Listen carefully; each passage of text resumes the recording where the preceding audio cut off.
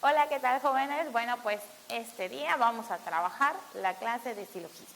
Aquí no vamos a ver como que la definición exacta del silogismo, las figuras detalladamente del silogismo y los tipos de silogismo, sino que nos vamos a enfocar necesaria y única exclusivamente a lo que nos es útil para el examen del Ceneval. Recordemos que este es nuestro camino a lograr este objetivo, ¿no? Entonces vamos a ver las, especificaciones, como que los ciertos pasos o peculiaridades que necesitamos conocer para poder resolver un silogismo, ¿de acuerdo? Bueno, pues vamos a ir paso por paso para resolver un ejemplo y que posteriormente ustedes puedan realizar la práctica en el material y ya saben, posteriormente viene la retroalimentación de las respuestas de todos estos ejercicios, ¿de acuerdo? Pues bueno, vamos a comenzar. Aquí podemos observar que tenemos una serie de anotaciones. Bueno, primero tenemos que saber que está compuesto un silogismo por proposiciones o enunciados, ¿ok? Existen 4 tipos de proposiciones o enunciados. Están de este lado y están simbolizadas con estas letras, con la A, E, I y la O, ¿ok? Estas proposiciones se denominan, la A es universal afirmativa y se enuncia todo es. La E es la universal negativa y se enuncia ningún es. Tenemos la I y esta es particular afirmativa y se enuncia algún es. Tenemos la O, que es la particular negativa y se enuncia algún no es. Otros elementos súper importantes que tenemos que conocer son los términos. Existe el término mayor, que se simboliza con la T mayúscula, el término menor, que se simboliza con la T minúscula, y el término medio, que se simboliza con la M. El término mayor lo vamos a encontrar en la premisa mayor o el primer enunciado que encontramos en un ejercicio, como es este caso, ¿okay? La primera oración o enunciado. El término menor se va a encontrar en la premisa menor, que es la segunda premisa o el segundo enunciado. Aquí tenemos el ejemplo.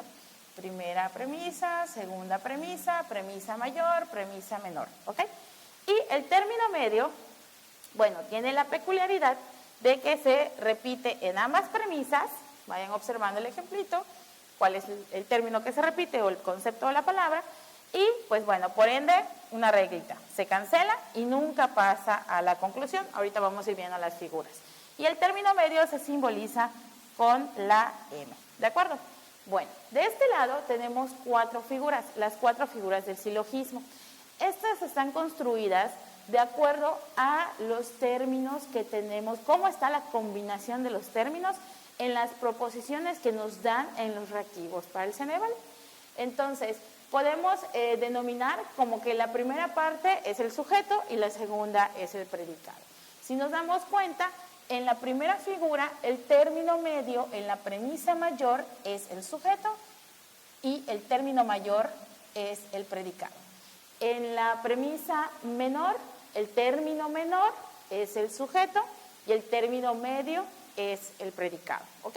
Vamos a ir retomando aquí las reglas que tenemos aquí enlistadas, de que nos dicen que el término mayor se encuentra en la premisa mayor, o sea, en la primera. Es correcto, se cumple.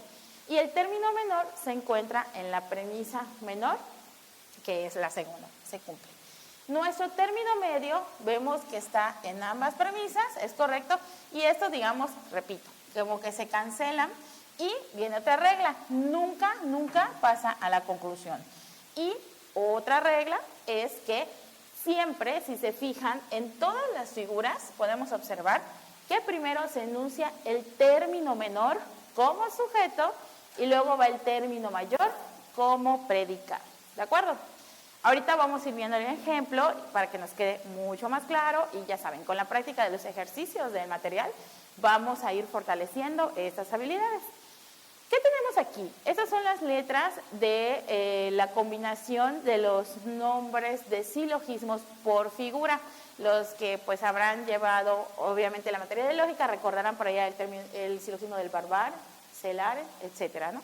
Entonces, bueno, solo nos vamos a ocupar de las letritas. Es algo así como las tablas de multiplicar que pues o nos las aprendemos o nos las aprendemos.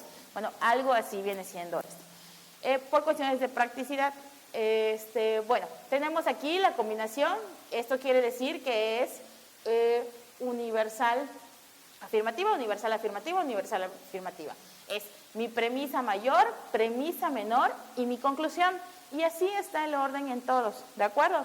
Entonces aquí, por ejemplo, tenemos que mi premisa mayor es universal negativa, mi premisa menor es universal afirmativa y mi conclusión es universal negativa. Así nos vamos sucesivamente.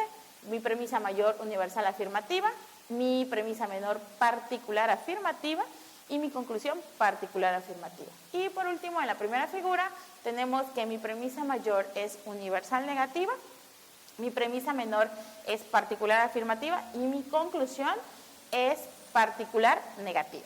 Ahora sí, vámonos al ejemplo.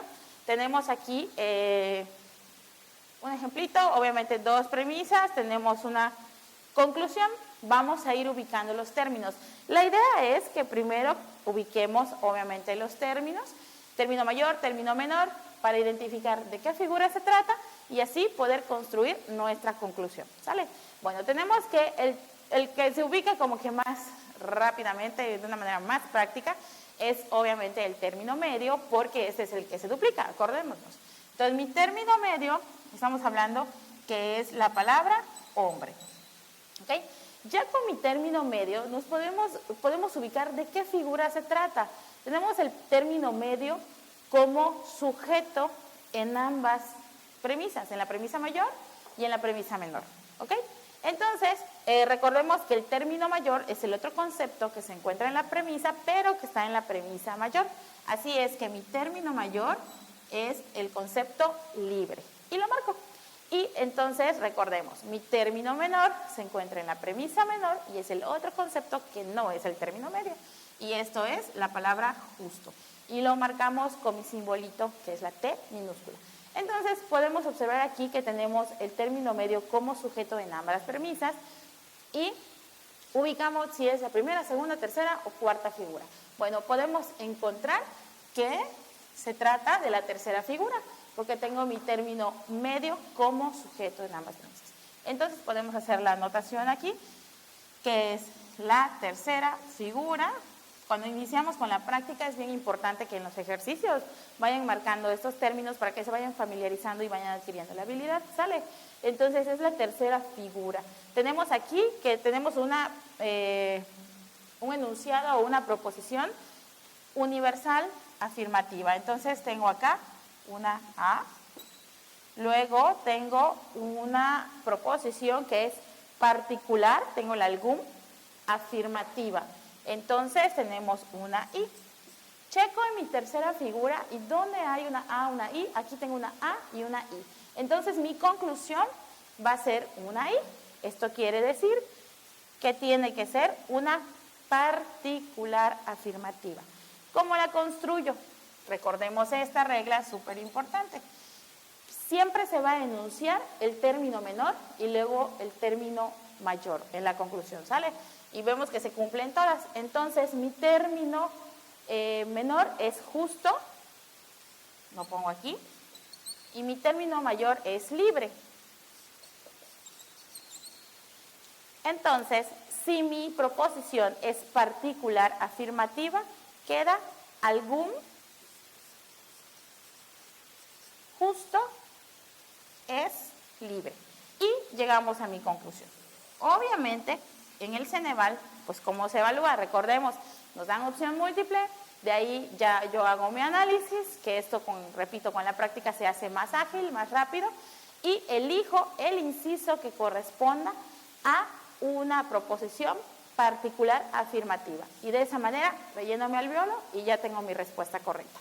Bueno, jóvenes, es súper importante, les repito, que conforme se vaya dando la práctica, sobre todo si es que no llevamos lógica en el bachillerato, pues vayamos practicando esto, ¿no? Identificando qué figura es, dónde están los términos, ubicar la figura, ubicar con las proposiciones qué tipo de silogismo es el que está plasmado y ya llegará la respuesta. Bueno, ahora lo que tenemos que hacer es que por favor resuelvan todos los ejercicios de práctica con respecto al tema de silogismos. Gracias.